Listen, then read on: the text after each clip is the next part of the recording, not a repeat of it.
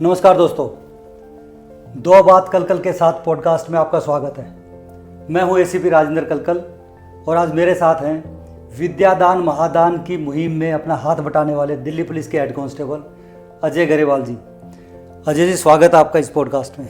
Sir, आपका बहुत बहुत धन्यवाद कि आपने इस काबिल समय समझा कि इस पॉडकास्ट का हिस्सा बनाया। और मैं बड़ा खुशनसीब हूँ क्योंकि मैं आपका बहुत बड़ा प्रशंसक रहा हूँ और आज आपके सामने बैठ कर बोलने का मौका मिला और अपने विचार साझा करने का मौका मिला, तो ये मेरी खुदकिस्मती है सर। शुक्रिया शुक्रिया अजय भाई। दोस्तों, अजय जी से बातचीत का सिलसिला शुरू करें उससे पहले भी इनके बारे में मैं कुछ बता देता हूँ। ये यूपीएससी में कुछ नंबरों से रह गए थे। इसके बाद इन्होंने 2009 में दिल्ली पुलिस में एज ए कांस्टेबल ज्वाइन किया और अब ये अपनी ड्यूटी के साथ साथ स्टूडेंट्स को जो कंपटीशन की तैयारी कर रहे हैं उनको फ्री में पढ़ाते हैं। चलिए इस बारे में विस्तार से बात करते हैं अजय जी से। अजय जी। जी सर। सबसे पहले तो आप हमें अपनी पढ़ाई के बारे में और दिल्ली पुलिस में आप भर्ती हुए इस बारे में, इस जर्नी के बारे में अपने आप खुद बता दीजिए। जी सर, 6 अप्रैल 2009 दिल्ली पुलिस में हमारा पहला कदम था। अच्छा। क्योंकि फॉर्म आए थे, 18 साल की एज हुई थी।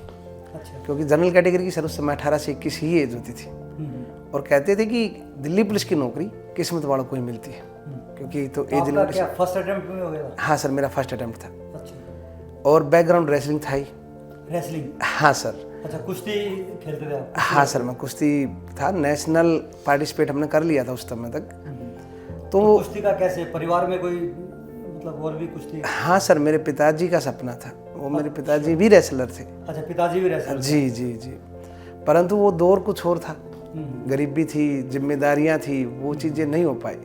तो उन्होंने अपना सपना हमारे अंदर देखा। अच्छा। हम दोनों भाइयों के अंदर। 2 भाई आप? हम 2 भाई हैं। अच्छा। कि मैं नहीं बन पाया तो ये करेंगे। ओके। दादाजी आर्मी में थे, तो कहते हैं कि जो फार्म आते हैं तो दादाजी कहने लगे कि मौका है, और वो भी दिल्ली पुलिस जैसा मौका है। तो हमने फॉर्म डाल दिया और पढ़ने में ज़्यादा खास नहीं थे, बस ठीक है, नॉर्मली थे। और हमने वो तैयारी शुरू करी और हमारा सिलेक्शन हो जाता है। और हमारी दिल्ली पुलिस में कहावत है, मतलब एक कोटेशन है कि आमद कराना, ये करना, और 6 अप्रैल को हम वजीराबाद में जाकर आमद करा लेते हैं। और वहाँ से एक जर्नी शुरू होती है। जर्नी क्या, किसी दिल्ली पुलिस ने हमें उस साधारण सी मिट्टी से एक इंसान बना दिया।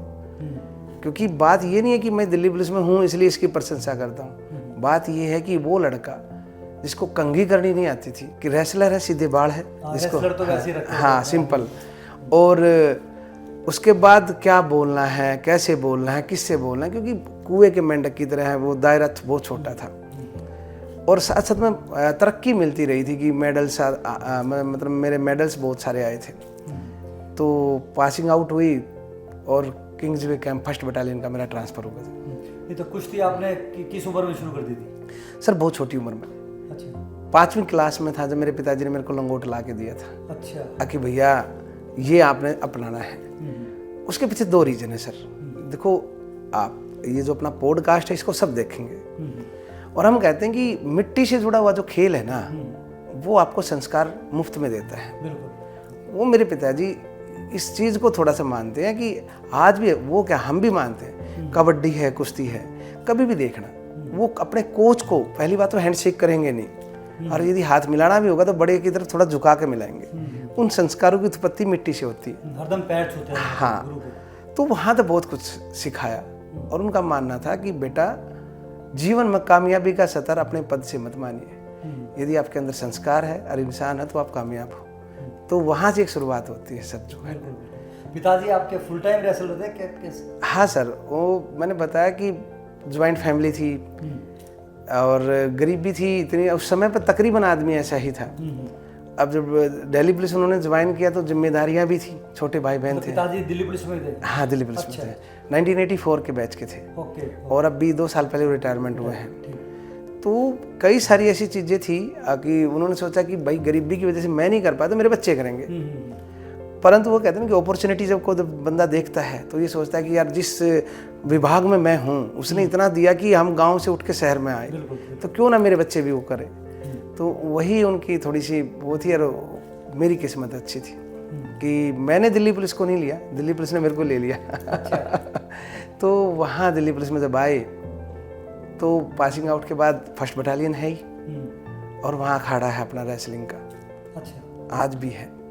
और हम 70 साल स्टेडियम में तैयारी करने के लिए जाते थे सुबह शाम। 2012 तक ना पढ़ने का पता ना पढ़ाने का, बस यही थे कि पापा पुलिस में है, मैं भी पुलिस में हूँ। एक थोड़ा सा दिमाग में, मैं स्वीकार करता हूँ इस चीज़ को, कि मेरे दिमाग में ये आया था कि हम ही हम हैं, यानी कि कुएं के मेंढक की तरह जो है, अच्छा। जो मेरी गलती थी। और इसी विभाग ने मेरे को एक माँ की तरह समझाया, अग बेटा अभी बहुत कुछ है, समुद्र बाकी है। तो वहाँ से एक जर्नी शुरू होती है सर। फिर तो जर्नी शुरू होती है तो ये पढ़ाने की नहीं सर, खुद की तैयारी की। खुद की तैयारी की जी। अच्छा, आपके दिमाग में ये आया कि भी इसको ऊपर की पोस्ट लेनी चाहिए? सर रियलिटी मैं बताऊं कि कई जगह आज बच्चे हमसे पूछते हैं, आज हम खुश नसीब हैं कि लोग बाग हमसे पूछ लेते हैं कि करना क्या है। 2012 तक नहीं पता। अच्छा। और एक ऐसा इंसिडेंट, मैं कोई झिझक नहीं मानता, आप गूगल पे सर्च करोगे, हर पॉडकास्ट या जो भी है मैं बताता हूँ उसमें रीजन है, उसको नेगेटिव वे में ना लेके पॉजिटिव वे में लेना। कि सिंपल था, कंघी थी नहीं, सीधे बाढ़ थे, गेट पर ड्यूटी थी। आप जाओगे एनपीएल में तो गेट नंबर 4 मेरे को आज भी याद है सर। हमारी 2 घंटे की ड्यूटी होती थी, स्पोर्ट्स वालों की भी ड्यूटी लगाना स्टार्ट कर दिया था। और शाम को भी 2 घंटे या सुबह 2 घंटे, कोई भी 2 घंटे कर लीजिए जो है। और मैं वहाँ बैठा था ड्यूटी के दौरान जो है, सुबह 7 से 9 ड्यूटी थी। अब सुबह 7 बजे एक व्यक्ति आते हैं, वो सिविल ड्रेस में थे। मेरे को नहीं पता था वो कौन है, सिविल ड्रेस में सुबह 7 बजे, मैंने उनको कभी देखा भी नहीं था। और उन्होंने जो गेट के ऊपर सर वो थोड़ा सा ना बेल वगैरह रख देते हैं, जिसे उठा के गेट खोलना होता है, और उन्होंने बेल हटाई। अब मैंने उसको कुछ गलत भी नहीं बोला था, शायद गलत लग गया होगा उनको। अब मेरा रेसलर जैसे मैं फोटो दिखाऊंगा, लुक भी ऐसा ही था। अच्छा। वेट भी 100 के आसपास था। अच्छा। और मैंने उनको ये बात बोल दी, वो थोड़े से 50 के आसपास के थे, 50-52 के आसपास की एज थी। मैंने बोल दिया उनको हरियाणवी भाषा में, क्योंकि मेरे को हिंदी में भी दिक्कत थी, देखो सच्चाई कह रहा हूँ। अच्छा। मैंने उनको ये बोल दिया, हाँ ताऊ कित जागा, हरियाणवी भाषा में। उनको बुरा लग गया। अच्छा। वो बोले कि मेरे को जानता है। मैं बोले सर नहीं जानता सर। बोला कि तेरे को ना सैल्यूट मारना सिखाता हूँ मैं। वो एसीपी साहब थे एक। अच्छा। और मेरे को पता नहीं था। रिटायर्ड थे? नहीं सर, सर्विंग थे। अच्छा ठीक। उन्होंने मेरे को जड़ोदा भेज दिया। अच्छा। आगे इसको ना सैल्यूट मारना सिखाइए, 1 हफ्ते का कोर्स। अब दिमाग में ये भी था, देखो आज मैं बिल्कुल स्पष्ट मतलब क्या ना, बच्चे जैसी भावना से बता रहा हूँ कि दिमाग में ये था कि यार मैंने गलती क्या कर दी। जिनको मैं जानता नहीं हूँ, सिविल ड्रेस में है, मैंने पूछ लिया। और हमारे हरियाणा में भाई बड़ों को थोड़ा सा ताऊ वगैरह बोल देते हैं। सुबह 7 बजे आए हैं, पर ठीक है उन्होंने लिख दिया। और सच्चाई बात तो ये थी कि मेरे करेक्टर रोल में भी एंट्री करवा दी उन्होंने। आगे उन्होंने सैल्यूट नहीं करा, पर ठीक है वो उनका काम था। अब मेरे को वहाँ भेज दिया जड़ोदा सर, क्योंकि सच्चाई तो ये थी कि हमारी जो परवरिश थी सिर्फ इतनी थी, हम सोचते थे सिपाही, हवलदार, ज़्यादा करे तो सब इंस्पेक्टर या थानेदार जो है, क्योंकि जिसकी परवरिश जैसी होगी वो वैसा ही समझेगा सर। राजा का बेटा तो राजा बनेगा ना, किसान का बेटा किसान बनेगा। अब कोई बताने वाला तो था ही नहीं कि आईपीएस भी होते हैं, दानिश भी होते हैं, ये चीज़ें तो बहुत दूर की बातें थी, सीजीएल तक का नहीं पता था। ये घटना 2012 की है और मैं जड़ोदा आ गया सर। अब मेरे घर से जड़ोदा नज़दीक है, मात्र 6 किलोमीटर बहादुरगढ़ से जो है। अच्छा, बहादुरगढ़? मैं बहादुरगढ़ रहता हूँ, परंतु एनपीएल दूर था। परंतु एक मन में ये आया कि कहीं किंग्सवे कैंप। हाँ, किंग्सवे कैंप सर। मन में ये आया कि बेशक से नज़दीक है, पर कहीं ना कहीं मेरी इंसल्ट करके वहाँ से मैं भेज दिया। मतलब वो खुश नहीं था मैं। पर शायद कहते हैं कि जब प्रकृति कुछ बनाती है ना, पहले तोड़ती है। और मैंने पहली बार जीवन में वहाँ पे दानिश देखे थे, डीएनपी। अच्छा। ट्रेनिंग करते हैं सर वहाँ जड़ोदा। अब मेरे एसीपी रैंक होती है, और मेरे दिमाग में ये गया कि भाई ना ये सब इंस्पेक्टर है, ना ये हवलदार है, ना सिपाही, ये कौन सी दुनिया था आगे है, ये कौन सा रैंक? हाँ, कौन सा रैंक है, नया रैंक था। ऐसा नहीं था कि देखे हैं, क्योंकि 3 साल सर्विस हो गई थी, परंतु किंग्सवे कैंप एनपीएल से बाहर नहीं गए हम कभी। भाई टीम के ऑर्डर थे तो अरेंजमेंट आया तो चले गए, इतना ध्यान था ही नहीं। तो मैंने, वो मेरी जितनी एज के थे, मैं बोला यार ये कहाँ से आए हैं। नजदीक से देखने का आपको टाइम मिल गया वहाँ पर जो है। हाँ, जूम करके देख लिया। मैं सोचा ये आए कहाँ से है। तो सर रियलिटी बात है कि वो संख्या में 10-12 है। और वो फालन होकर बड़े अच्छे से तैयार होकर चलने लग रहे, फालन मतलब स्कूल में क्लास में जाने लग रहे। और मेरी इच्छा इतनी तेज होगी सर, देखो फैमिलियर है सारा, पारिवारिक शो में बैठे हम, अब मैं बिल्कुल कोई चीज छुपाना नहीं चाहूंगा। मैंने एक हवलदार से जो हमारा जो वहाँ इंस्ट्रक्टर था, मैंने बोल दिया, मैं बोला सर इनसे एक बार मिलवा दो ना, पूछना है। अब हवलदार साहब ने एक बात और बोली कि भाई साहब घोड़े के पीछे अफसर क्या करना जाकर सजा दे देंगे। अच्छा। तो उन्होंने बोल दिया, थोड़ा सा मैंने ये वो भी कहा कि मैं सजा खाया हुआ था, पहले भी सजा मिल चुकी। तो सर ने अंदर एक जिज्ञासा थी, वो दिन मैं भूला नहीं हूँ, वो आगे आगे मैं पीछे पीछे। अब वो मैंने सोचा यार ये यूं मौका आपसे हाथ से निकल गया ना तो कुछ नहीं होने वाला है। और मेरा पहला क्वेश्चन था सर आप कैसे पढ़े, तो उन्होंने कहा कि देखिए यूपीएससी करना पड़ता है। मैं बोले सर पढ़ना क्या होता है, बोला ग्रेजुएशन का होना जरूरी है। मैं बोला सर मैं हूँ ग्रेजुएट जो है।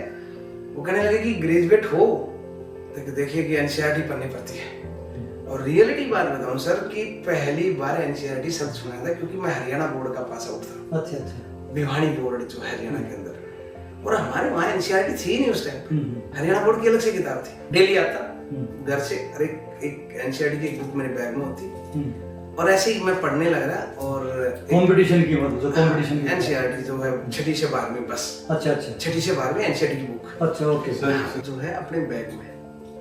उससे क्या होता, जो भी समय मिलता तो हम सोचते कि भाई थोड़ा बहुत पढ़ लीजिए, क्योंकि उन लोगों ने हमें बताया था कि जो यूपीएससी का जो रास्ता है कामयाबी का जो है वो एनसीईआरटी के रास्ते से होके जाते हैं। तो कहते कि जब आप सच्चे दिल से कोई चीज चाहोगे तो वो सारी कायनात मिलाने को लग जाती है।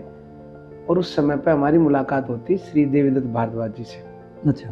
देवीदत्त भारद्वाज जी हमारे अकाउंटेंट हुआ करते थे 1st बटालियन में, और उनकी बेटी मोनिका भारद्वाज जो आईपीएस है। अब हमें ये नहीं पता था कि वो इनकी बेटी है। और उन्होंने एक दिन वैसे ही मैं गेट पे बैठा था तो उन्होंने पूछ लिया कि तो देवीदत्त साहब मेरे से कहते कि पहलवान क्या करने लग रहा है। पहलवान इसलिए क्योंकि आपकी पहलवान जैसी वो शरीर था। सर वो फोटो मैं आपके साथ शेयर करूंगा उस समय के जो है। तो मैंने वैसे ही बोल दिया, अक्सर मैं आईएएस की तैयारी, आईएएस। अच्छा।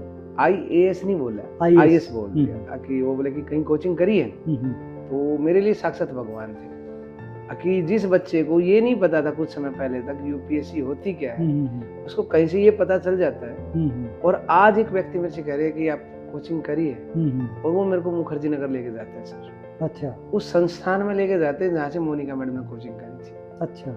और मेरे को आज भी याद है वो फीस उनकी 1.5 लाख के आसपास थी, और 1,48,000 के समथिंग। अच्छा। और मैंने सिर्फ 48,000 दिए थे, बकायदा सारे देवीदत्त साहब ने अच्छा पूरी हेल्प वहाँ पर करी। और वो एक दौर था जब पढ़ने का थोड़ा सा ये चल पड़ा कि अब पढ़ना है। और ये भी एक आपको मैं बताऊं कि क्या पढ़ना है ये अब तक नहीं पता था, बस पागलों की तरह, क्योंकि वो पागलपन कुश्ती से सीख लिया था। खेल ने हमें जुनून सिखा दिया था, अब बेटा चाहे पढ़ाई हो चाहे खेल, बिना जुनून के कुछ नहीं होने वाला। तो दिन भर ड्यूटी करना, 7 से 2 ड्यूटी, उसके बाद 3 से 6 क्लास, फिर आधा घंटा गया फिर क्लास। अब मुखर्जी नगर से बहादुरगढ़ तक का सफर सर्दियों में भी। घर आते थे 10-11 का टाइम, 11 बज जाते बाइक के ऊपर वैसे। और सुबह 7 बजे यदि मैंने ऑफिस पहुंचना है तो मेरे को 5 बजे उठना, शेविंग करनी, 1 घंटे का रास्ता भी है। बिल्कुल। तो कुल मिलाकर बात ये आई कि इतना सब कुछ हो नहीं पाया, उस कोचिंग का मेरे को कुछ फायदा हुआ नहीं। और उम्र के उस पड़ाव में थे, जिस एज में बच्चे रैंक निकालते हैं उस एज में हमें पता चली थी यूपीएससी होती क्या है। बिल्कुल। और शुरुआत अब मजबूरी थी, अटेम्प्ट लें तब भी दिक्कत है और ना लें तब भी, क्योंकि अटेम्प्ट भी और एज भी सेम बची हुई थी। तो सर हमने पहला अटेम्प्ट लिया और मैं फेल हो गया, पीटी भी मेरे से क्लियर नहीं हो पाया। और दवंद अंदर बहुत ज्यादा था कि भाई छोड़ दे, कहाँ वही पहलवानी ठीक है, वो जीवन अच्छा है, क्योंकि जब आप अच्छा काम करोगे ना, कंफर्ट जोन से बाहर आओगे तो शरीर में थोड़ा सी दिक्कत होगी। बिल्कुल। तो लगातार फेलियर, फिर धीरे धीरे अगला अटेम्प्ट आया, मजबूरी थी और तब तक समझ आ चुका था कि ऑप्शनल क्या रखना है, पढ़ना क्या है। और मैं आपको बताऊं कि आप सरप्राइज रहोगे, मेरा 2nd अटेम्प्ट था, मेरा प्रीलिम्स क्लियर था, मेरा मेंस क्लियर था और मैं इंटरव्यू में था। अच्छा। हाँ।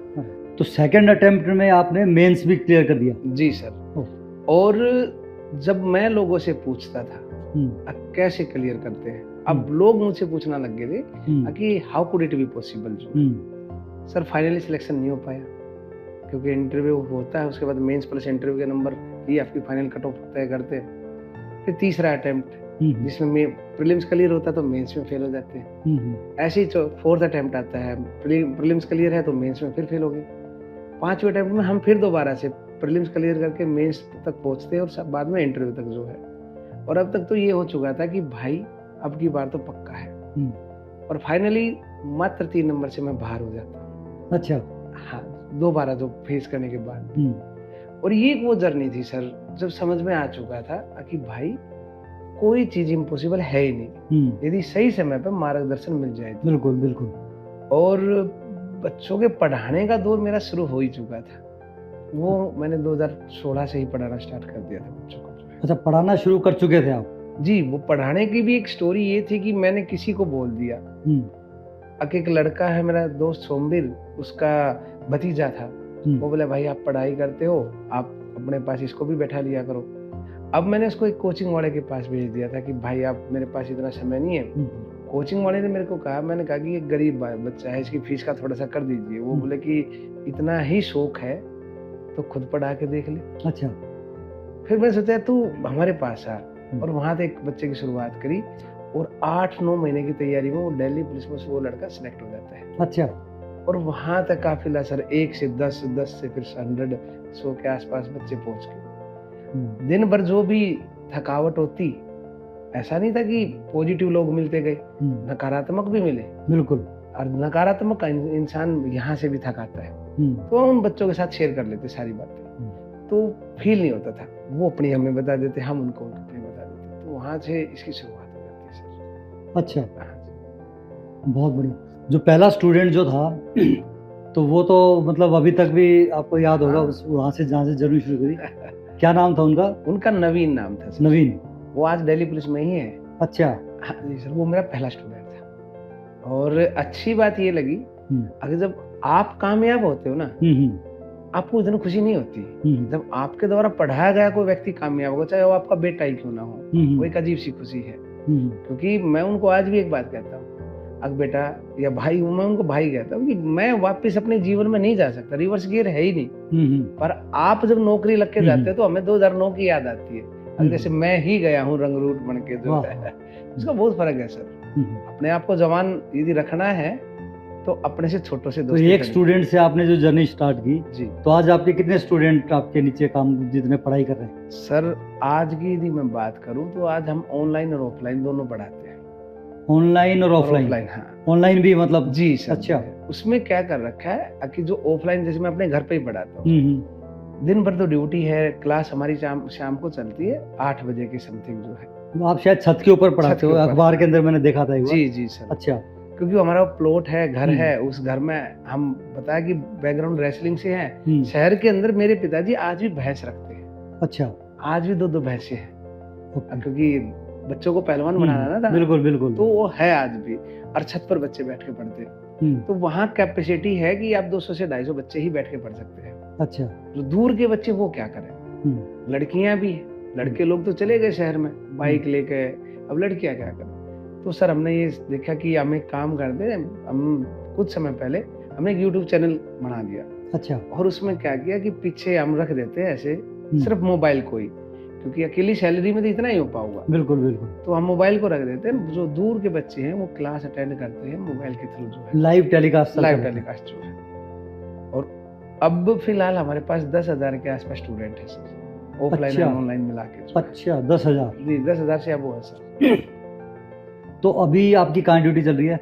सर मैं फिलहाल वर्तमान में हूँ दिल्ली पुलिस एकेडमी झड़ौदा कला। अच्छा अच्छा। वहाँ मैं साइबर क्राइम और CCTNS जो है, रिक्रूट्स कांस्टेबल और सब PSIs वगैरह, या फिर दानिश को भी, एक साथ साथ में इंटर और अपर का जो आता है उनको मैं पढ़ाता हूँ, क्योंकि साइबर क्राइम आज के टाइम पे तो बहुत तगड़ा क्राइम है। तो वो तो पूरे दिन की ड्यूटी हो गई, फिर आप पढ़ाने का टाइम कहाँ निकालते हैं? सर ड्यूटी का तो ये है कि 10 से 6 बजे तक है। हाँ। और माननीय CP साहब संजय अरोड़ा साहब ने मेरी रिक्वेस्ट पर थोड़ा सा वो किया और मेरा ट्रांसफर वहाँ का कर दिया था, जो है झड़ौदा। मैंने रिक्वेस्ट की। अच्छा अच्छा। वो मेरे घर के नजदीक था, मेरा समय बच जाता, आने जाने का समय बच जाता। हाँ। और जो समय बचा वो हमने उन बच्चों को दिया। अच्छा। और उसका परिणाम था कि पिछली वैकेंसी जो गई, अभी 124 नंबर 123 नंबर जो बैच पास आउट होगा है, 719 बच्चे हमारे वहां से आए। 719 बच्चे आपके स्टूडेंट्स थे एक हिसाब हाँ, से? वो अच्छा, सिलेक्ट हो गए यहाँ पर दिल्ली पुलिस में ट्रेनिंग करके, अब अलग अलग क्षेत्र है उसमें। मतलब जो 719 बता रहे हो ये तो खाली दिल्ली पुलिस पे है? दिल्ली पुलिस के अच्छा, एक बैच में जो, एक बैच के अंदर? एक बैच के अंदर ये जो तो बहुत बड़ी बात है सर। अब यही तो बात है कि जो हमारी क्लास चलती है वो चलती है 8 बजे शाम को। अच्छा। 8 बजे जो है, क्योंकि आधा घंटे की मेरी घर से दूरी है, जाने के बाद थोड़ा कपड़े चेंज करिए ना जो भी है, और 8 बजे हमारी क्लास चलेगी। 8 से 10:30। 8 से 10:30, ठीक। उसमें क्या है, जो लड़कियां हैं, क्योंकि शहर है, थोड़ा सा सिक्योरिटी इशू भी है, कोई पैदल आती है, कोई साइकिल से आती है, क्योंकि अपने पास बच्चे ही वो हैं जो फाइनेंशियली रूप से कमजोर है, जिनके पिताजी सरकारी नौकरी पे है या फीस की कोई बात करता, हम उनको हाथ जोड़ के कहते हैं सर आप कहीं और पढ़ा लीजिए। अच्छा। पैसे वाला तो कहीं भी पढ़ा लेगा, कहीं पढ़ा लेगा। और फिर बच्चे 10:30 बजे चले जाते हैं और फिर दोबारा से आते 11:30 बजे, और 11:30 से लेकर सुबह 4 बजे तक क्लास होती है सर। 11:30 से सुबह 4 बजे, और अगले दिन ड्यूटी भी जाना आपको? हाँ, ये लगातार 10-12 साल हो चुके हैं सर। अच्छा सर, कोई शनिवार रविवार नहीं होता है, अच्छा, कोई दिवाली होली नहीं होती है। हमारी क्लास जो है 7 डे वीक चलती है, कोई त्योहार नहीं है। परिवार वालों के बिना ये पॉसिबल नहीं हो पाता। चेहरा मेरा है पर मेरे को उठाने वाले वो है, बिल्कुल, क्योंकि वो नीचे खड़े हैं, वो किसी को दिखाई नहीं दे रहे। आपको मैं बताऊं, आज के इस दौर में यदि आप शहर में हो, आपके खुद के मेहमान यदि 2 आ जाए तो शायद घर का डिसबैलेंस यानी कि बैलेंस। बिल्कुल बिल्कुल। और आप सरप्राइज हो गए, अगर मेरे घर में जो बच्चे खाना नहीं खा के आते, जो दूर से आते हैं या लेके नहीं आते, मेरे घर वाले पूछते हैं, अच्छा भाई खाना कौन कौन, 10 बजे तो क्लास ओवर होती ना, खाना कौन कौन नहीं खा गए। अच्छा। और यदि 25 बच्चों ने हाथ उठाए या 50 ने उठाया तो खाना वहीं बनेगा, डेली का काम है। अच्छा, उनका खाना भी वहीं बनेगा डेली। तो इसमें कौन ज्यादा कंट्रीब्यूशन किया, वाइफ का होता हुआ? सर हाँ, जो घर के जवान सदस्य हैं वही कर पाते हैं सर। अच्छा। हाँ, डेली का एवरेज है 30-35 बच्चे अच्छा। तो खाना खाते ही खाते हैं। और अच्छी बात ये है कि जैसे कभी कभार लैंड ऑर्डर का इशू आया, ड्यूटी लग गई, तो मेरे पिताजी भी है, भाई भी है, हम ज्वाइंट फैमिली है, वो सब सपोर्ट करते हैं उसे। तो शुरू में तो बड़ा दिक्कत आई होगी ये, जब आपने जो इस तरह से बेड़ा उठाया होगा, जैसे नेचुरली है कि घर में वाइफ ने कहा होगा कि जब फिर शादी क्यों की थी, जब इतना सब मतलब समय भारी बिताना था। जी सर, मानव की प्रवृत्ति है कि शिकायतें तो होगी, मैं कहूँ नहीं हुई तो ये एक अतिशोक्ति होगी। अच्छा, शिकायतें हैं, परंतु वो शिकायतें तब धूमिल हो जाती है जब मेरी पत्नी कहीं खड़ी है और एक बच्चा आता है और उन औरतों के बीच में जो उसकी उम्र की है और उनके पैर छूकर कहता है अगर मेरी ज्वाइनिंग आई है। अच्छा। अब हाँ, उनके माँ बाप जब हमारे चारों तरफ बैठते हैं और जो वो आशीर्वाद देकर जाते हैं, तो शायद वो शिकायतें थोड़ा बहुत तो कम हो ही जाती है। बिल्कुल बिल्कुल। और फिर हम वही बात आपसे सीखा, खुशहाल जीवन कैसे जीना है। हम ये बात बोल देते हैं कि भैया इस जीवन में इंसानों के पास लिखवा कर क्या करोगे, परमात्मा आपका लिखने लग रहा है, कुछ अच्छा मिलेगा। बिल्कुल, हो सकता है जो हसरतें अब रहेगी अगले जन्म में अच्छी मिल जाएगी। बिल्कुल। तो यही है सर। आपके परिवार में कौन कौन है आपके, मतलब बच्चे? सर हम 2 भाई हैं, एक सिस्टर है, सिस्टर की शादी हो चुकी है। छोटा बड़ा भाई है, उनकी फायर ब्रिगेड में जॉब लग चुकी है। मैं दिल्ली पुलिस में हूँ, माँ पापा है और दोनों के हम शादीशुदा हैं, बच्चे हैं। और मेरी कक्षा में आप देखो, मेरे बच्चे भी 8वीं क्लास में मेरी गुड़िया है और 5th क्लास में मेरा लड़का है, वो बच्चे भी क्लास में बैठते हैं। अच्छा, वो भी आगे उसी क्लास ज्वाइन करते हैं। और अच्छी बात ये है कि हमारी क्लास में कभी भी चेयर पे कोई बच्चा नहीं बैठता है, हम बैठते हैं जमीन पे सर, क्योंकि चेयर लगाएंगे तो ज्यादा स्पेस हमने चाहिए। और फिर इसके पीछे एक रीजन और है, हम कहते हैं बेटा जमीन पर बैठकर आसमान देखोगे तभी कुछ मिल पाओगा। बिल्कुल। और एक जिस एज में बच्चे हमें मिलते हैं ना, वो एज है सर जिसमें थोड़ा सा ईगो आती है बच्चों में। और आज के टाइम पर आप सरप्राइज रह जाओगे, हमारी क्लास में आते ही पहला काम है लड़के, सिर्फ लड़के झाड़ू लगाएंगे वहां पर क्लास का जो। अच्छा, गद्दे लड़के बिछाएंगे और मटका उठाकर पानी का नलकूप से उठा के नलके से लड़के भर के लेके आएंगे, लड़के नहीं। अच्छा। आधा भ्रम और आधा घमंड और आधी ईगो तो वहीं खत्म हो जाती है। बिल्कुल। जब बच्चा चप्पल उतार कर बैठता है ना, तो वो सोच लीजिए कि वो हम उनके माता पिता को एक ही बात कहते हैं, आते हैं वो कुछ, देखिए आप समझते होंगे सर, कोई भाव में आता है, कोई अभाव में और कोई प्रभाव में। इन 3 चीजों के अलावा कोई किसी के पास जाता ही नहीं है। बिल्कुल। वो भगवान के पास भी इन तीनों में से एक रीजन होगा। मैं उनको एक ही बात कहता हूँ कि जी देखो, नौकरी की तो मैं कहता नहीं हूँ, पर इंसान जरूर बनाऊंगा, ये पक्की गारंटी है। बहुत अच्छे, बहुत। क्योंकि सबसे महंगा सौदा ही यही है। बिल्कुल। नौकरी का क्या है सर, मेहनत प्लस किस्मत होगी, मिल जाएगी। यदि आपकी 60% मेहनत है, 40% किस्मत है, बनेगी आपकी 100%। कम से कम वो गलत संगत से बच जाता है, कम से कम सबसे उतरा के जरूरी बैठता है वो। सबसे जरूरी। और ये सच्चाई है। जिस माता पिता की, मेरे दादाजी एक बात कहते थे, बेटा किसी से बदला लेना हो तो उसकी औलाद को बिगाड़ दो। रियलिटी बात। बिल्कुल बिल्कुल। और ये मैं कहता हूँ कि मैं कहता था, मैं कहा दादा, सृष्टि का सबसे बड़ा पाप है किसी की औलाद बिगाड़ देना, क्योंकि इससे बड़ा पाप है ही नहीं। बिल्कुल। और सबसे अच्छा पुण्य है किसी की औलाद को पटड़ी पे ले आना। पटरी पे ले आना। भाई हम उनको आज भी कहता हूँ, ये मत सोच के आओ कि नौकरी मिलेगी, ये सोच के आओ संस्कार, और यदि कुछ सीख पाए तो रेडी लगा कमा लेंगे, कोई बड़ी बात नहीं है। और इसी का परिणाम है। मैं उनको बोलता हूँ, मेरे से पूछ ले, अगर मेरे को 16 साल की नौकरी है सर, और रियलिटी बात है, मेरे पिताजी ने आज तक सैलरी नहीं ली मेरे से, कभी पूछी तक नहीं आज तक। अच्छा। अब भाई कितनी सैलरी है? शादी मेरी भी थी, मेरे भाई की भी थी, मेरी बहन की भी, कभी कोई मतलब नहीं। कई बार हो जाता है, मिसेज बोल देती है कि तेरे भी बच्चे हैं, इनका भी देखना है। तो मैं उनको एक ही बात बोलता हूँ, माता पिता हैं, समझ में आते हैं। पैसे का रोल इतना ही रखो जितना गाड़ी में तेल का है। टैंक फुल है, कोई मायने नहीं रखता है। गाड़ी चल रही है ना तो चली है। और रही बात उसकी, चिंता मत करो, भगवान बन जाओ। और आज अच्छा लगता है सर, कि जब उनके किसी के माँ बाप नहीं है, किसी के पिता नहीं है, कोई फैक्ट्री में काम करता है, इस तरह के बच्चे CGL में, CHSL में निकल के गए, और जो वो उनके अंदर से ब्लेसिंग्स आती है, वो ना तो अब हमसे बहुत सारे लोग पूछते हैं, अभी भाई how could it be possible कि 4-5 घंटे की नींद, शरीर भी है, पुलिस जैसी नौकरी, थकावट भी होती होगी, शरीर तो अपना है, ये कर ले। मैं खुद एक बात कहता हूँ, मुझे खुद नहीं पता। सच्चाई बात है, आप पूरा दिन काम, पूरे वीक काम करोगे, संडे तो आपको भी चाहिए। बिल्कुल। और हम कहते हैं कि हमें पता ही नहीं चलता सर, तो कहीं ना कहीं वो हिडन पावर तो है।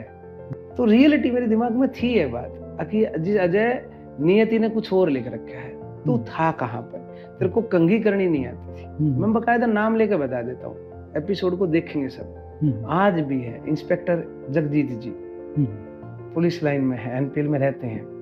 वो ऐसो हुआ करते थे, वो पहले बंदे थे जिन्होंने मेरा ऐसा, जैसे माँ बच्चे का मुंह नहीं पकड़ती, ऐसे मुंह पकड़ पहली बार कंघी करी थी मेरे सिर पे। अच्छा। वो आज भी है। और वो उन्होंने कहा था कि MN तिवारी DCP साहब थे, तो उन्होंने कहा कि भाई मेरे को पर्सनल सेक्शन में अजय चाहिए, और इसका लुक चेंज करो, क्योंकि मेरे सीधे बाल थे, जैसे पहलवान आगे की तरफ। तो मेरे को याद है लगातार 1 वीक तक जगजीत जी आते, और आते ही सबसे पहले काम होता है ऐसे मुंह पकड़ के और मेरी कंघी करते। और मैं जब थोड़ी सी झिझक और शर्म आती, तो मैं क्या करता, सीधे बाल ना थोड़ा सा ऐसे ऊपर उठा लेता, सर मेरी कंघी हो रखी है। और आज भी जब मेरे को मिलते हैं ना, तो बड़ा प्राउड करते हैं कि अजय तू वो था, हमने तेरी वो जर्नी देखी है। मैं कहता हूँ सर, जीवन तो यही है। बिल्कुल बिल्कुल। यदि मैं उस टाइम पे, चलो ठीक है, कष्ट हुआ, नो डाउट है, सब कुछ हुआ, कोई दिक्कत नहीं है। मेरे साथी मेरे से कहते हैं क्या कमाया, अब नहीं कहते, पहले कहते थे। मैं कहता हूँ हाँ, अब क्या कमाया मैं बताता हूँ।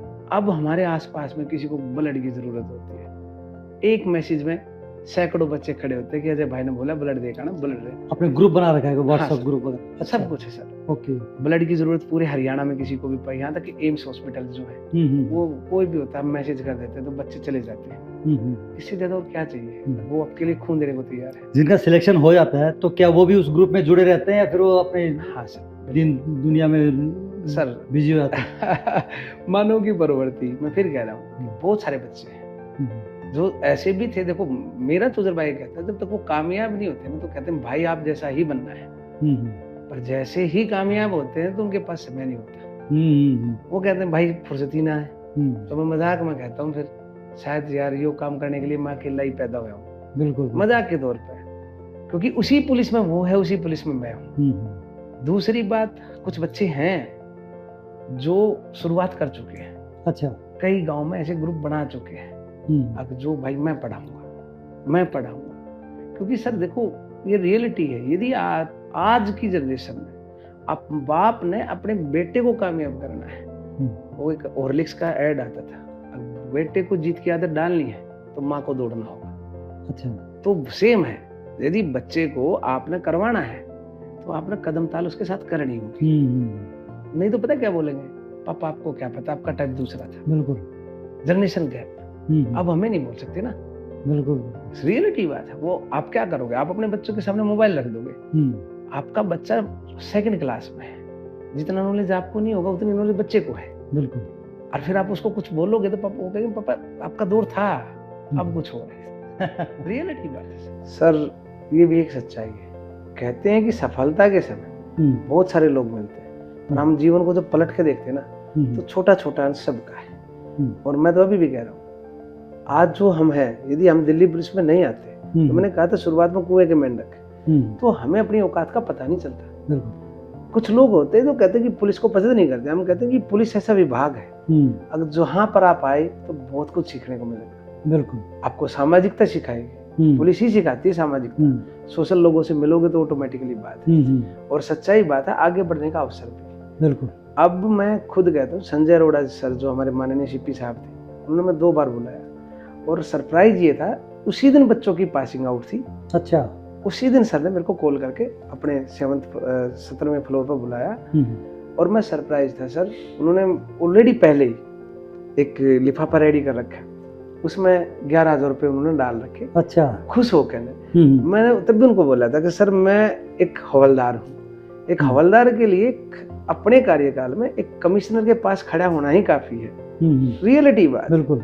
आज से पहले तो यूट्यूब पे देखे थे, आज आपका हाथ मेरे हाथ में है, हैंड चेक करो, मेरे लिए ये बहुत है। उन्होंने क्या कहा था कि उस पर लिख रखा है संजय अरोड़ा जी, मतलब ये यादगार बच्चों को दिखाना। बिल्कुल। अब उनके मन में ये जाए कि आज की पुलिस वो पुलिस नहीं है जो आजादी से पहले 1857 की पुलिस थी, तो चेंजमेंट तो करना होगा। बिल्कुल बिल्कुल। और जहां मैं पोस्टेड हूँ वहां के सीनियर अधिकारी, अपने डीपी डायरेक्टर जो है, सब सपोर्ट कर रहे हैं। हाँ, उनको वो इसमें भी कोई दो राय नहीं। देखिए, ओपन स्पोर्ट कभी आपको कामयाब नहीं करेगा। ओपन स्पोर्ट का मतलब कि आप ड्यूटी ही पे ही मत आइए, आपको कामयाब होगा ही नहीं। हम कहते हैं अभाव के प्रभाव में जो काम होगा, बिल्कुल बिल्कुल, वो जबरदस्त होता है। उनका सपोर्ट है, खासकर मेरे लोअर सबॉर्डिनेट्स का, जो मेरे साथ कभी लाइफ में सिपाही की, हवलदार की या फिर ड्यूटी करी, उन्होंने बहुत सपोर्ट करा। अच्छा, ऐसा नहीं था कि अच्छे मिले, कुछ ऐसे भी थे जिन्होंने ये भी बात बोली, पागल है, टांग खींचने की कोशिश की। बिल्कुल सही बात कि पागल है, सब इंस्पेक्टर छोड़ दिया, सीजीएल ज्वाइन नहीं कराया। ऐसे थोड़ी शुरू में कहते थे लोग, ऐसे थोड़ी फ्री में कोई ज्वाइनिंग मिलती होगी, लगता है 2 दिन पढ़ा के छोड़ देंगे। हाँ, शुरू की बात है। तो सर हमें तो, हम तो ना सिंपल सी बात थी, हम उस चूहे की तरह बहरे हो चुके थे जिसको सिर्फ मंजिल थी, भाई पढ़ाना मेरा दिन है, मेरा समय है, मैं किसी को भी दूं। बिल्कुल बिल्कुल।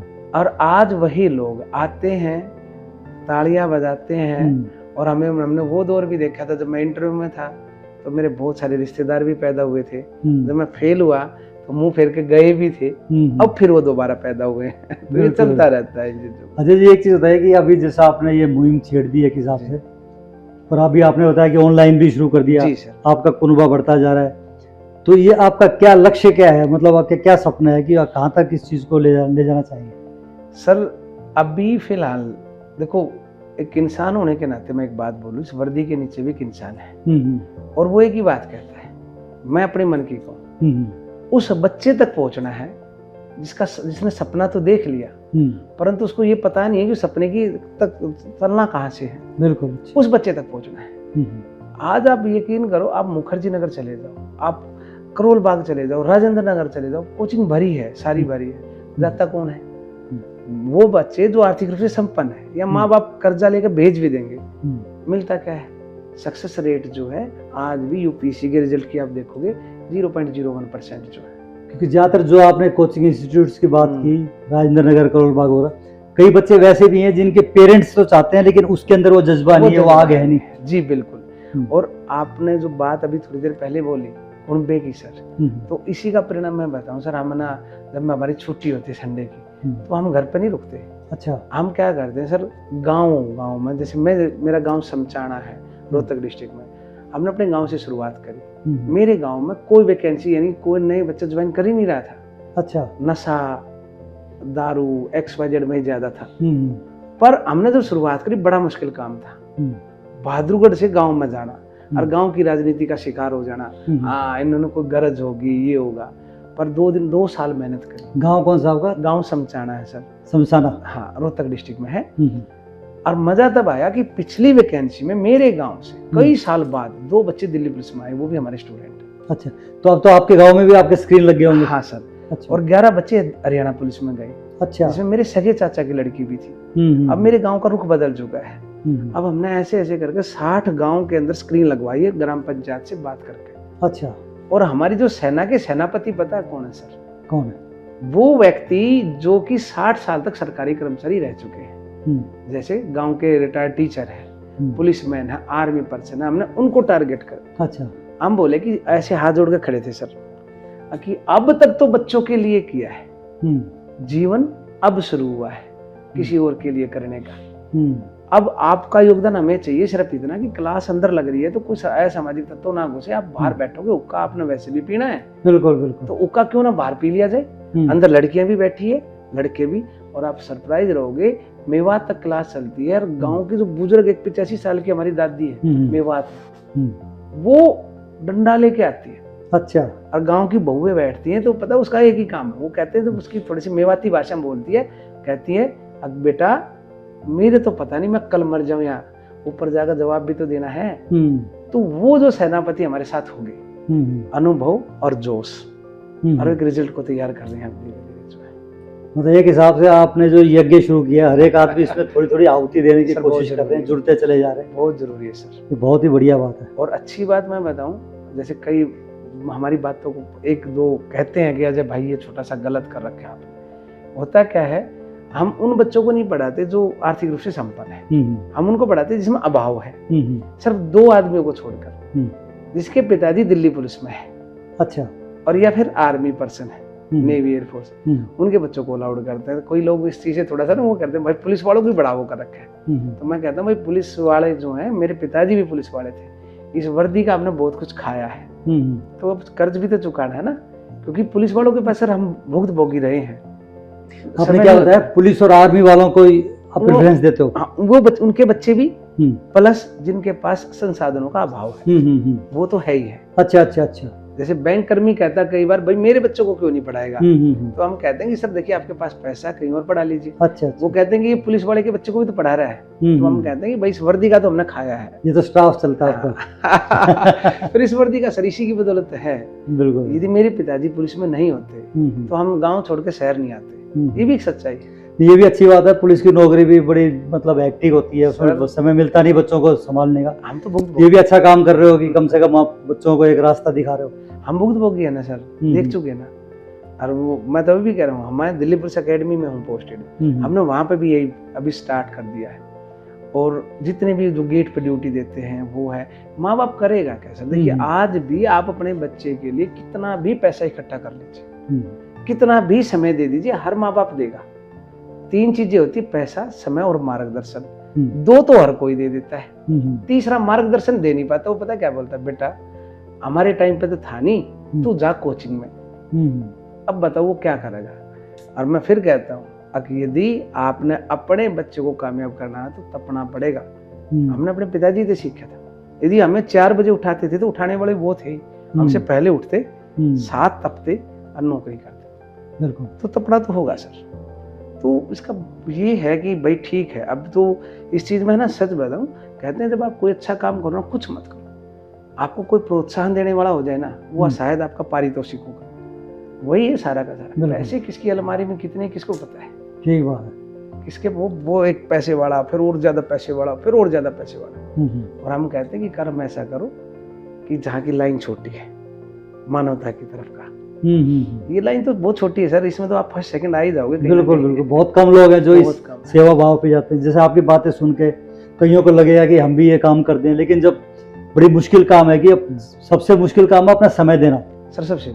और आप अपना जो कीमती समय दे रहे हो, कि हर चीज वापिस आ सकती है, समय वापिस नहीं आता सर। खुद मैं बताने लग रहा है सर, एक ने मेरे से पूछा था क्यों बेवजह क्यों। मैंने एक बात बोली थी, कि भाई आप अभी संगम पे नहा के आए हो ना? बोला हाँ। कुंभ? बोला हाँ। क्यों? संगम है और यहाँ पे भी संगम है। बोला कैसे? मैं बोला यार जो बच्चा सिलेक्ट होता है, एक तो उसकी जीवन सुधर गया, एक उसके आने वाली जनरेशन का सुधर गया, एक उसके माँ बाप का सुधर गया। जहाँ पर 3 जनरेशन का संगम हो तो शायद उस कुंभ से अच्छा है। बहुत बढ़िया। ये रियलिटी है सर, उस कुंभ से तो अच्छा मिलेगा। और आप, मैं अभी भी कह रहा हूँ, मैंने जीवन में कभी ये नहीं सोचा था कि मैं कभी किसी भी सीपी साहब के साथ खड़ा हूँ। और एक उनके कार्यकाल में मैं एक बार नहीं 2 बार उनके पास, अरे पहली बार तो मतलब ये लगा लीजिए मैं बहुत कम उनसे ड्रेस में तो मिला ही नहीं हूँ। वो मेरे से कहते थे कि आइए, ड्रेस की जरूरत क्या है। तो कहाँ से हो पाया? एक हवलदार के लिए बहुत सर नहीं होता ये सारी चीजें। बिल्कुल बिल्कुल, शिक्षा ने दिया। तो ये है सर। अजय जी, आपने जो बेड़ा उठाया इसमें तो बड़ी चुनौती आती होंगी, क्योंकि एक तो मैं देख रहा हूँ कि भी बड़ा फाइनेंशियल क्राइसिस रहता है कि खाली आपकी तनख्वाह है, बीच में जो लेट आ गए, रात को बच्चे आए उनको खाना भी खिलाना है ना, ये सब लाइव टेलीकास्ट करना, ये सब कैसे मैनेज करते? तो कहीं से आपका कहीं कोई फाइनेंशियल सपोर्ट भी कहीं से मिलता है, कोई संस्था वगैरह या कोई NGO, सरकार? सर इस मामले में मेरा ATM जो है मेरे पिताजी है। अच्छा। हम किसी से कुछ नहीं लेते। और वो मेरे से एक बात कहते, भाई तेरे को जरूरत हो ना तो मेरे से ले ले। तो कारण है, जहाँ जगह है हमें रेंट नहीं देना क्योंकि हमारा खुद का घर है। बिजली का बिल नहीं देना, कंबाइन आएगा, कोई दिक्कत नहीं है। टीचर्स की जरूरत नहीं है, सारे सब्जेक्ट मैं ही कराता हूँ। अच्छा। तो हम यही कहते हैं कि जब एक स्टूडेंट सारे सब्जेक्ट पढ़ सकता है तो पढ़ा क्यों नहीं सकता? सिंपल बात है। तो कहीं पे जरूरत पड़ती भी नहीं है। और जहाँ तक लाइव टेलीकास्ट किया तो हम मोबाइल रख देते हैं, बस सिंपल सा एक मोबाइल है वो पीछे रख दिया। हम कहते हैं कि बच्चे को ये दिखावा नहीं चाहिए, बच्चे को चाहिए कंटेंट। कंटेंट यदि उसने पकड़ा तो वो कर देगा। लेकिन आप कुछ आदमियों को तो, कुछ टीचर्स को तो आप जोड़ना चाहेंगे, मेरे ख्याल से कुछ मैसेज देना चाहते हो कि भी कई लोग कोई जुड़ना चाह रहा हो आपकी इस मुहिम के अंदर, क्योंकि कई बार आपको वक्त नहीं मिलना मुश्किल है, कि इतनी आपको भी आराम की जरूरत है कि एक शरीर ही है, कई बार थकान हो जाती है। तो क्या उनके लिए कोई मैसेज कुछ कहना चाहते हो कुछ? हाँ सर बिल्कुल, मैं हाथ जोड़ के ये बात बोलूँगा कि यदि कोई हमसे जुड़ना चाहता है तो आपका मोस्ट वेलकम है। समय हो, क्योंकि विद्या से बड़ा दान नहीं होता सर। कहते थे हमारे पूर्वज, कन्यादान सर्वश्रेष्ठ होता है। हम कहते हैं विद्या से बड़ा दान नहीं। जब यदि किसी का बच्चा सफल हो जाता है, अपने पैरों पर हो जाता है, तो वो एक आत्मिक संतुष्टि अजीबोगरीब है। तो आप आइए, इसमें भी कोई दो राय नहीं है। वीक में एक बार आइए, यदि पूरा नहीं आ पाओ तो कुछ मिनट दे दीजिए, कुछ घंटे दे दीजिए। और सर मैं आपको बताऊं, हम जो गांव के जो बुजुर्ग लोग हैं उनको भी बुलाते हैं। हम कहते हैं जब UPSC जैसी संस्था एथिक्स जैसे सब्जेक्ट को जोड़ देती है तो हम कहते हैं कि जो हमारे बुजुर्ग है चलती फिरती लाइब्रेरी है। यदि एक बुजुर्ग जीवन छोड़ कर जाता है तो ये सोच लीजिए आगे एक नालंदा यूनिवर्सिटी की तरह, एक नालंदा यूनिवर्सिटी का तहस नहस हो चुका है। तो वो लोग भी जुड़ते हैं हमसे जो है, और उन्हीं की शिक्षाओं का परिणाम मैं आपको बताऊं, उन बुजुर्ग लोगों से तो सीखने को मिलता है जी। हमारे जितने भी स्टूडेंट हैं, आप सरप्राइज हो जाओगे। दिल्ली पुलिस का 13 जनवरी से लेकर 20 जनवरी तक, क्योंकि बहुत सारे स्टूडेंट्स भी देखेंगे इसको, फिजिकल था जड़ौदा में। सर्दियों का मौसम, अब वहाँ पे होता है कि आसपास के गांव जो जड़ौदा है, कॉलोनी है, तो 200 रुपये पर नाइट के हिसाब से रेंट पे भी देते हैं। और हमने एक बार बच्चों को एक बात बोली थी, भाई मेरी इच्छा है, कभी सास भी कभी बहू थी, फिजिकल दे के आते थे ऐसे, तो क्यों ना हम इन बच्चों का एकोमोडेशन करें। और आप यकीन करो सर, पूरे जड़ौदा में रहने की व्यवस्था, खाने की व्यवस्था, शाम का खाना, सुबह चाय बिस्किट, और बहादुरगढ़ से यहाँ तक छोड़ना, रजाई गद्दे, सब स्टूडेंट्स ने हमने करा था। 2000-2500 बच्चे पर डे के हिसाब। बहुत अच्छा। और उसी का परिणाम बताता हूँ, जब हमारे बच्चों का UP में जाकर पेपर होता है, और वो बच्चों ने भी हमारे बच्चों को ऐसे गोद ले लिया कि भाई UP का कोई काम हो तो हमें बता दें। अच्छा, ये बहुत जरूरी है। बहुत बढ़िया, बहुत अच्छी बात। अजय जी, बहुत बढ़िया लगता है देखकर।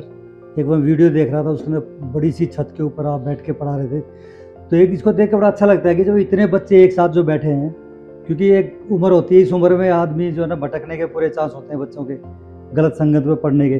तो कम से कम इतनी देर तक आगे बैठे हैं तो पढ़ाई भी कर रहे हैं, सीख भी रहे हैं, एक हिसाब से नए नए संस्कार भी आते हैं, जिस हिसाब से तो देखते हैं कि आप घर में ही खाना खिला रहे हो। ये चीज़ें आजकल देखने को बड़ी कम मिलती हैं। जी सर। तो आप पढ़ाई के अलावा और कुछ संस्कार की बातें भी करते होंगे साथ साथ ही? सर बहुत ज़रूरी है। मैंने आपको पहले भी बताया था, हम कहते हैं कि कोई माँ बाप आता है ना सुनकर, वो कहता है कि भाई हमारे बच्चे को लगवा देना। हम कहते हैं नौकरी की गारंटी नहीं है, इंसान पक्का बनाएंगे ये गारंटी है। क्योंकि सबसे जिसकी कमी है इंसानों की है। बिल्कुल बिल्कुल सच्चाई ये खाली चोला ले लिया उसमें इंसान नहीं होता सर। पर अगर इंसान ही बन गया तो कमा तो कहीं भी लेगा। कहाँ भी लेगा। और मैं बताने लग रहा हूँ उसी का परिणाम है सर। मेरे दादाजी एक बात कहते थे हमें, अब बेटा सह से संपत्ति और सह से संस्कार। आप एक संपत्ति को अर्जित कर दीजिए अपनी औलाद के लिए, आप अपनी औलाद को पंगु बना दोगे। पंगु अब वो उड़ा देगी उस संपत्ति को, उसको पड़ा पड़ा मिल गया। पड़ा में आप संस्कार अर्जित करिए, संपत्ति कमा उठा देगी आपकी औलाद आपको। और उसी का परिणाम उन बच्चों में दिखाई देता है। बिल्कुल कि सर हम ना पेड़ भी लगाते हैं, लगाते नहीं पालते हैं। लगाना काम तो नेताओं का है। बिल्कुल हमारे वाले हमने हर बच्चे को पेड़ दे रखे है। अब बेटा जिस दिन ये पेड़ बड़ा हो जाएगा उस दिन तू कामयाब हो जाएगा। अच्छा हाँ, और क्लास में बच्चे तब बैठते थे डेली अपने पेड़ में पानी डालना ये काम उनका है। और मैं कहता हूँ कि कुछ तो आप सोचो ना, एक इंसान यदि संतान की उत्पत्ति करता है तो क्यों करता है कि अपनी पहचान को छोड़ता है। मैं तो चला जाऊंगा, मेरी पहचान ये है। और मैं कहता हूँ संतान की जिसका ये पता ही नहीं है कि 10 साल 15 साल या 20 साल आप एक पेड़ लगाइए ना पीपल का बड़ का, बिल्कुल शायद 70-80 साल बाद भी बोल दिया जाए अब मेरे दादा ने लगाया था। तो वो पहचान है आपकी। बिल्कुल वो कहते हैं ना कि जब कार नहीं दे पाए तो संस्कार जरूर दो। बिल्कुल तो ये है, बच्चे लगाते हैं इस चीज को और बड़ा अच्छा लगता है। और दूसरा मैंने कहा कि ब्लड का खून किसी को भी जरूरत होती है तो बच्चे डोनेट करते हैं। और भी छोटे छोटे इवेंट्स, जैसे एग्जांपल के तौर पर अभी हम ना 23 मार्च का एक प्रोग्राम करते हैं। अब लोग बाग सोचते होंगे कि भाई 23 मार्च का प्रोग्राम, आज भी किसी बच्चे से पूछेंगे 23 मार्च क्या था 1931, तो वो कहेंगे जी भगत सिंह का जन्म, वो भगत सिंह को फांसी हुई थी। और हम उनके पूछ लेंगे अगर भगत सिंह के बाप का नाम क्या है, माँ का नाम नहीं पता। बिल्कुल। पर हम सब बच्चे क्या करते हैं सर, पैसे इकट्ठे करते हैं और हम जितने भी हमारे जज्जर, जैसे मैं अभी बहादुरगढ़ रहता हूँ, हमने अब की बार जो है 51 परिवार इकट्ठा करे, जिसमें मेरी दिल्ली पुलिस के परिवार भी थे। अच्छा। जो ऑन ड्यूटी शहीद हो गए, शहीद इन द अटैक हो गया, एक्सीडेंट हो गया। अब इस देश की विडंबना कह लीजिए कुछ भी, मैं तो हाथ जोड़ के विनती भी करूंगा हमारे सीनियर ऑफिसर्स से भी कि जब ऐसी इंसिडेंट होता है कुछ मत दीजिए, बस उस परिवार के साथ खड़े होकर, चाहे वो गांव में रहते हो या कहीं पे भी खड़े हो जाओगे ना तो एक अजीब सी होगी। हमने बुलाए, बिल्कुल बिल्कुल 23 मार्च को परिवार बुलाए, दिल्ली पुलिस अकेडमी में से भी आए। हमने उन परिवारों को कुछ नहीं किया, शॉल उड़ाया, एक पेड़ दिया, उनका फोटो दिया और हम फिर तिरंगा यात्रा में लेके निकले। तो 3 बच्चे भगत सिंह, राजगुरु, सुखदेव बनकर चलते हैं और बच्चे उन शहीदों के फोटो लेकर चले जो। अच्छा। तो वो आदमी, वो परिवारजन ना रोने पर थे कि उस समाज ने कभी अडोप्ट करे ही नहीं। बिल्कुल। आर्मी वालों को तो सलूट कर देगा हर कोई, पुलिस वाला जब कोई मरता है या शहीद होता है हर कोई कहता होगा कर्मों की सजा होगी। बिल्कुल। क्योंकि आप समझ पा रहे हो मैं जो कहना चाह रहा हूँ। बिल्कुल बिल्कुल। तो सर वो बच्चे पुलिस की छवि ज्यादा बढ़िया नहीं है जो है, ये मेंटलिटी पे तय हो गया। अब लेकिन तभी जब ये आप लोगों को देखेंगे, जैसे आपका पॉडकास्ट देखेंगे तो पता चलता है कि पुलिस के अंदर भी, मतलब खाकी के अंदर भी दिल धड़कता है सर, इतनी सेवा भाव रहती है।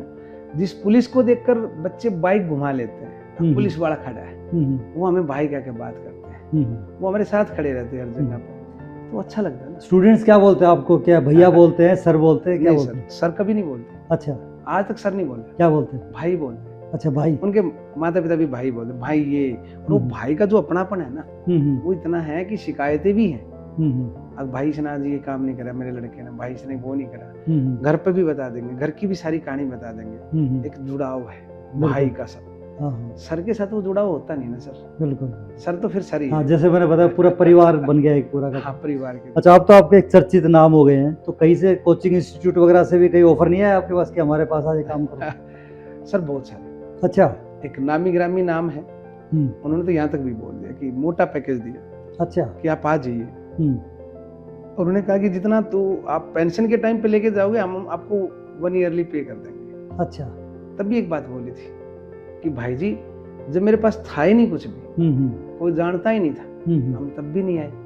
अब तो जाने लगे ना, अब तो सौदा जो है वो बिल्कुल होगा ही नहीं। अब पैसे के लिए तो आपको पढ़ाना ही नहीं है सर। यदि पैसे के लिए पढ़ाना होता तो यदि कॉमन सी बात है, आज मैं कह रहा हूँ कि मेरे पास 10,000 के आसपास स्टूडेंट है ऑफलाइन में 2000 भी होते, यदि मैं 1000 रुपये महीना भी लूँ तो फ्री की है ना सारे के सारे। बिल्कुल सही बात है। तो आज के दौर में 2 ही जगह पैसा है सर, या तो मेडिकल में है या एजुकेशन में, जबकि ये दोनों की दोनों जो चीजें थी ये फ्री सेवा की है, होती, सेवा सर, भाव सेवा में है। मानी जाती है।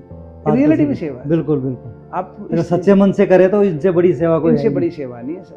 बिल्कुल। आप ये चीज देखो ना, सबसे बड़ी बात, हमारा धर्म चाहे वो हिंदू है, चाहे मुस्लिम है, चाहे सिख है, चाहे ईसाई है, मैं एग्जाम्पल के साथ बता सकता हूँ, मुस्लिम्स में जकात लगाते थे।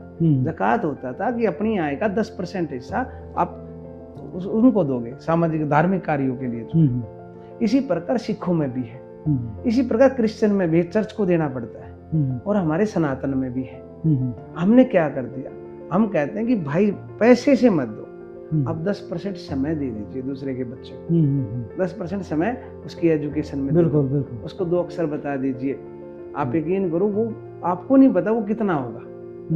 आप सोचो ना, वो हमारे जो पुराने थे उन्होंने 10% का वैसे ही थोड़ी ना चलाया था, बिल्कुल सोच के चलाया था। अब भाग दौड़ भरी जिंदगी में हम सोचते हैं कमा के लेके आए परिवार वालों के लिए। बस एक बात और कहूँ सर, आप यकीन करो, धोखा देने वाला भी हमारा करीबी ही होता है। तो आदमी जब खता खाता अपनों से ही तो खाता है, तभी तो डायलॉग करता है कि भाई खता अपनों से मिल गई, और अपनों के लिए मरता है। तो 10% शायद बागवान मूवी वाला काम हो जाए, कोई तो सलमान खान पैदा होगा, अमिताभ बच्चन का लड़का उस मूवी में था। बिल्कुल। तो ये इतना होता है सर, क्योंकि एक चीज आपके हाथ में है नहीं, मृत्यु, बुरा वक्त। और बुरा वक्त तो साइंटिस्ट ने आज तक पहचाना भी नहीं है।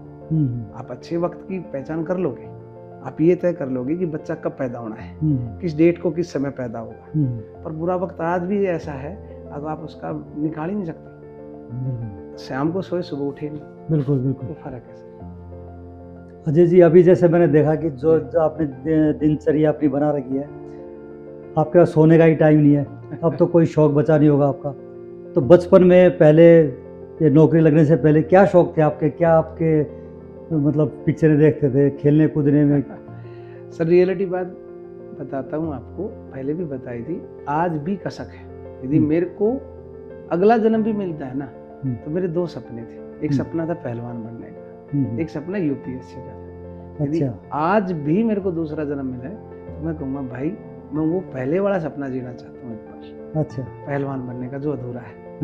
और मेरा लड़का 5 साल का है, अब उसकी भी वही तैयारी शुरू हो चुकी है। अच्छा। अब फर्क इतना है, अब बाप के कैरेक्टर में उसके दादा है, और मेरे कैरेक्टर में वो लड़का है। अच्छा। वो भी अब अखाड़े में जाता है, वही जर्नी है सारी चीजें। और वो मेरी आत्मा से पूछे, मैं कहता हूँ कि यदि कहे कोई मेरे को कि आईएएस बनाना है या पहलवान, मैं कहूँगा भाई पहलवान बनाना, क्योंकि मेरा पहला प्यार तो वही था। अच्छा। तो यही है सर, आज भी वो मरम है अंदर कि मेरे घर से मात्र 150 कदम दूर अखाड़ा है। अच्छा। जहाँ से मेरा बचपन बीता। और ट्यूसडे को मेरा फास्ट होता है, और मैं आज भी ट्यूसडे को अखाड़े के उस मिट्टी में ही अपनी जोत बत्ती करता हूँ, मतलब ऐसे हाथ जोड़ता हूँ, मंदिर में नहीं करता कभी। तो नहीं तो अखाड़े कुश्ती तो आप भी लड़ सकते हो एज ग्रुप में, अपने अपने एज में, मतलब सर वो कहते हैं कि हर चीज का एक समय है। वो एक लड़ना और एक उस शिखर पर जाकर दुनिया को देखना, अच्छा। दोनों अलग अलग चीजें थी। अच्छा अच्छा। वो एक दौर था, ये एक दौर है सर। पढ़ाई का भी रहा, बहुत नजदीक से भी देख लिया, अब वो डीएम की कुर्सी कैसी होती है, सब कुछ देखा। आप तक तो ठीक था कि आपने जैसे बताया कि भी कुश्ती सीखने की कोशिश की, अब गए तो। लेकिन आजकल के बच्चों में है, जो आपके बेटे में, मतलब जो कहीं ऐसा तो नहीं को जबरदस्ती उसको लग रहा हो, या उसके में अंदर भी शौक है? सर वो जेनेटिक्स आ चुका है। अच्छा, आ चुका है। और माहौल का खुश होके जाता है अखाड़े में? मैं कह रहा हूँ 5वीं क्लास में। अच्छा। मेरे पिता के साथ हर दंगल में जाता है। अच्छा। मेरे गांव के दंगल में भी कुश्ती लड़ता है, और अच्छा लगता है। अगर जिसका दादा रेफरी है और पोता कुश्ती करता है, अच्छा। तो दादा का जो चेस्ट छाती है वो 56 इंच की हो चुकी है। तो दादा ने अब जो है अपने सपने पोते के अंदर देखने शुरू कर दिए। हाँ सर, देखिए मैं उनको कहता हूँ, कई बार बैठे हम दिन में 24 घंटे में हमारा पूरा परिवार आज भी 1 घंटा या आधा घंटा या 10 मिनट हम इकट्ठा बैठते हैं। अच्छा। हाँ, हम कहते हैं कोई कुछ भी करते रहो, पर 24 घंटे में 10 मिनट एक बार साथ में बैठो। बिल्कुल, बहुत बढ़िया बात। और उस बीच में मैं कहता हूँ कि दादा, मेरे को पता है सर, अगर दादा का आखिरी दोस्त है पोता, बिल्कुल, और पोते का पहला दोस्त है दादा। और ये जो कॉम्बिनेशन है ना, किस्मत वालों को मिलता है। ये तो पैसे वाले भी जिनके पास पोते नहीं है, बिल्कुल और बिल्कुल। करोड़पति जिनके पास दादा नहीं है। हाँ, और है भी तो दूर दूर रह रहे हैं, दूर-दूर इकट्ठे रह नहीं रहे ये तो भी। मैं तो बोलता हूँ, हम्म, कई बार, एक बार मेरे बेटे को पीट दिया मेरे पिताजी ने, मार दिया, तो वो रोने लगा। मैंने तब भी एक बात बोली थी, किस्मत वाला है, क्योंकि जो ये पैरों में चप्पल पहन रखी ना, उसकी वजह से आज इतने सारे बच्चे तेरे पापा के सामने बैठते हैं। बिल्कुल बिल्कुल। क्योंकि मेरी माँ का एक डायलॉग होता था, कुछ भी शरारत करते तो डायलॉग लगाती थी, आने दे तेरे पापा को, और वो इतना खौफनाक था। अगर आज भी मेरी माँ वैसे ही बोल देती ना, तो हम कहीं बैठे ना कान खड़े हो जाते, कहीं मेरे बारे में तो नहीं बोल दिया। बिल्कुल बिल्कुल, आने दे पापा को। आने दे तेरे पापा को। हाँ हाँ, बिल्कुल सही। तो उनके प्रति जो है वो एक अलग लेवल का है। बिल्कुल। और हम कहते हैं कि आप अपने शौक पूरे करो अपने पोते से। हम कभी ये नहीं कहेंगे कि इसको बिगाड़ दिया, इसको वो कर दिया, करना करो। मेरे को पता है जब 24 साल की एज में मैं धक्के खा के समझ गया था, तो 24 का होगा तब तक तो कर लेंगे ना आप सब कुछ। बिल्कुल। और जब पिता लुहार है तो करेगा, उसको भी मोल्ड थोड़ा बहुत तो करेगा। आपने बहुत कम उम्र में जो है अजय जी काफ़ी ज्ञान की बातें की। हम यही आशा करते हैं कि आपके सारे सपने पूरे हों, और इसी तरह से आप और आपके देखकर कईयों को शिक्षा मिले जो इस रास्ते पे आना चाहते हैं। कि कईयों के दिमाग में या मन में कई बार इच्छा होती है कि सेवा भाव करने की, लेकिन वो इतना जो है ना स्टेप ले नहीं पाता।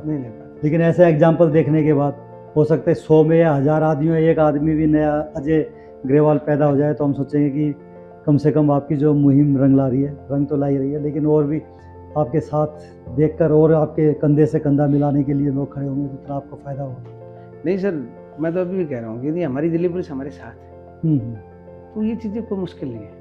क्योंकि पुलिस वो काम कर सकती है जो कोई भी नहीं कर सकता। ये एक सच्चाई बात बता रहा हूँ। यदि मैं एज ए टीचर होता कहीं पर, नहीं कर पाता, क्योंकि टीचर का दायरा इतना नहीं होता है। पुलिस का दायरा बहुत बड़ा है, वो सामाजिक से भी और हर तरीके से जो है। और मैं तो अपनी दिल्ली पुलिस का भी शुक्रिया अदा करूँगा, ताकि जो कुछ हूँ इनकी वजह से हूँ, और एक पॉजिटिव सोच के लोगों की वजह से हूँ। और आपसे भी गुजारिश है, यदि आप सच में मेरी बात को ध्यान से सुनो, तो मैं तो ये कहूँगा, यदि आप पढ़ा नहीं पाओ तो ज़रूरी नहीं है कि आप हमारे साथ जुड़ो। आप कोई 5 आदमी मिलकर एक ग्रुप बना लीजिए, कुछ भी मदद करिए। आप पैसे से मदद मत करिए भला, पर एजुकेशन से ज़रूर मदद करिए। इससे बड़ा धन नहीं है सर। बिल्कुल, रियलिटी है। बहुत बढ़िया। मैं दिल्ली पुलिस परिवार से हाथ जोड़कर एक प्रार्थना करना चाहता हूँ कि अब फिलहाल Delhi police constable, head constable ministerial, head constable wireless operator और ड्राइवर्स की वैकेंसी आई हुई है। यदि आपका बच्चा तैयारी करना चाहता है, जिनका एग्ज़ाम जो है दिसंबर और जनवरी में होना है, आपका बच्चा यदि तैयारी करना चाहता है तो आप हमसे जुड़े। कारण है क्योंकि इस वर्दी का ऋण चुकाने का मौका हमें भी मिलेगा।